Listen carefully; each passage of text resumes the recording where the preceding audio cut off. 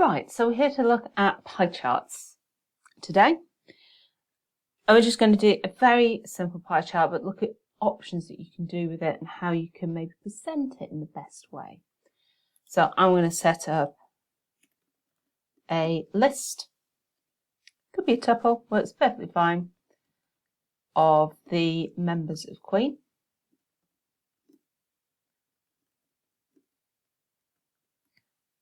Okay, and what I'm going to have a look at, and we're going to look at the number of songs that they wrote each for the album News of the World.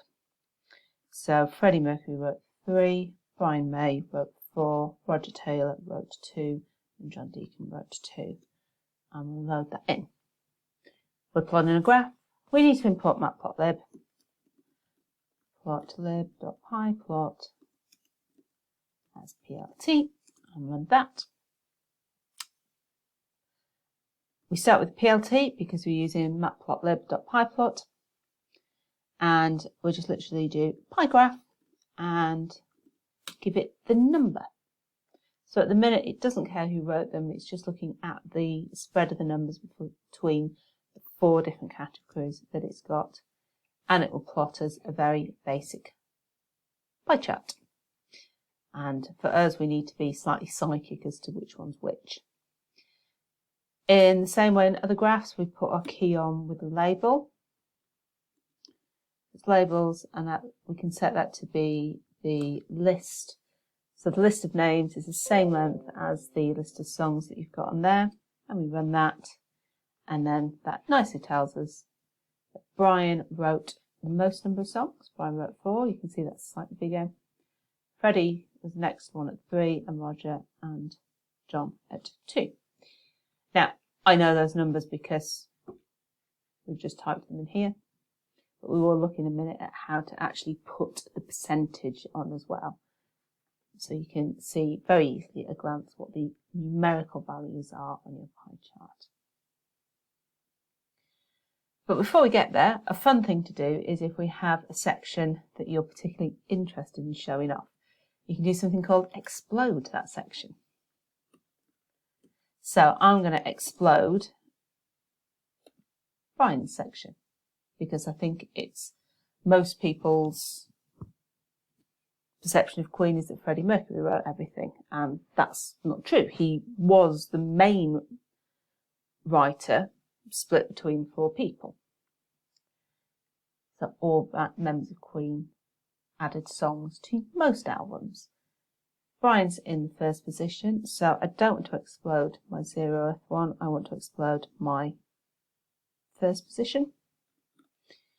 And then we just add that into our plot. So it's plt.plot, songs, let's keep labels on, and add in explode. And you can use the same name here. So the variable name explode is being used to something as a keyword in the plot, and that's actually okay. And if we run that, we go, ooh, what has gone wrong there? And what's got wrong there? Yep. Object has no property labels. No, it doesn't, because I've done plt.plot and I wanted plt.pie. So plt.plot has the property label, not labels. plt.pie, as we're doing pie charts, has property labels. That's more what I was expecting. And you can see that actually a pop out of 1 is a little excessive. It's kind of gone so far out you can't really see it as a chart anymore. So let's try a 0.1. Just ping it a little bit just to make it that little bit more visible and important.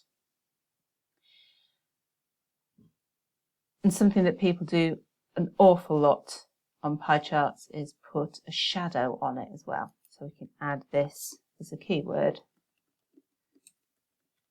that shadow equals true.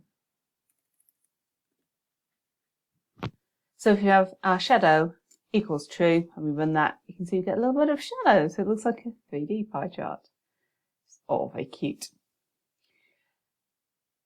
You can see that we've automatically selected colours. If we want to pick those colours ourselves, then we can set up our list again. So it's all just done with a list that is the same number in length as the data that we've got going in. And if we just do, I'm just going to do basic plot, so it's plt.pie, songs and colours equals colours. Run that, and you can see that we've now, instead of got that set up, we've got the ones that we've requested. We have red, magenta, green and cyan. So you can see that goes counterclockwise or anti-clockwise if I'm sticking with the English version, which is maybe slightly counterintuitive. So if you actually want them to go clockwise instead, the flag is counterclockwise and it equals false, i.e. it will go clockwise. So the same idea, but it's just reversed the way round that you put the items. So the last little bit I want to do is how do we know what these values are? So into here I'm going to add our labels, which equals our writer. I'm going to run that, and that at least has told us which segment is which. But it would be nice to have the percentage here. And we do that with a flag called auto percentage, auto PCT, and we set that equal to a format. So the format that we're going to use is started and ended with a % sign. So this is how you do formatting stuff in Python. It starts and ends with a %. And what I want to say is that I want it as a format of a float. So I want, for example, 1.1, I want it as a float, and then I would like a % sign after it to tell me that it's a percentage. And it's invalid syntax, which is true. I forgot that it needs to be done as a string. So I need to put quotation marks around that and close bracket. There we go. And that gives us the percentage. So it started and ended with a % sign, which is how you're adding something in, adding some text in Python formatting. And you want it in the format of 1.1 as a float,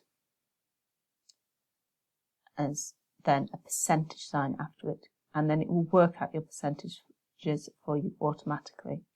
So that easily allows you to see that Roger and John got the same percentage, so they've got 2 songs each. Freddie's 3 and Brian is 4. And of course you can explode a section there if you so wish, put a shadow on, all of these things you can just layer on top of each other until you get the pie chart that you want. Okay, so we're going to end there on pie charts and move on to the next video when you're ready.